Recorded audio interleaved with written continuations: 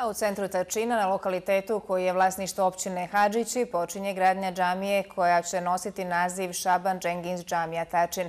Najveći dio sredstava za izgradnju ovog objekta obezbijedila je porodica Džengis, javnosti poznatija kao vlasnik građevinske kompanije Džengis Inšat. Na ovom mjestu planirana je izgradnja džamije i općina Hadžići već je osigurala dozvolu za njenu gradnju. Džengis Inšat, izvođač radova na autoputu 5C, glavni je financijer izgradnje džamije.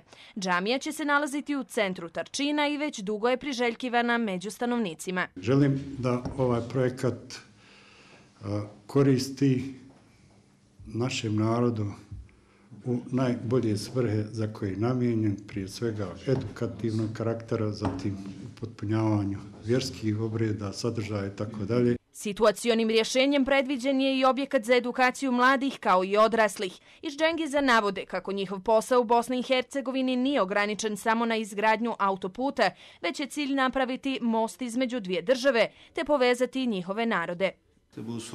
Na osnovu dobrih odnosa koje smo imali sa lokalnim stanovništvom i načelnikom općine, dogovorena je izgradnja džamije. Mi se nadamo uz Božiju pomoć da će se ova džamija izgraditi i da ćemo mi prisustvovati otvaranju. Džamija će pomoći da muslimani u Tačinu imaju jednu reprezentativnu džamiju kojom će se ponositi, identificirati i koja će pomoći da njihova djeca u toj džamiji budu bolja, čestitija, bolji muslimani. Džamija je dobila ime po osnivaču firme Džengis Inšat, nedavno preminulom Šabanu Džengizu. Do sada je urađen idejni glavni projekt objekta koji obuhvata glavni ulaz u kompleks islamskog centra i idejni arhitektonski projekt džamije.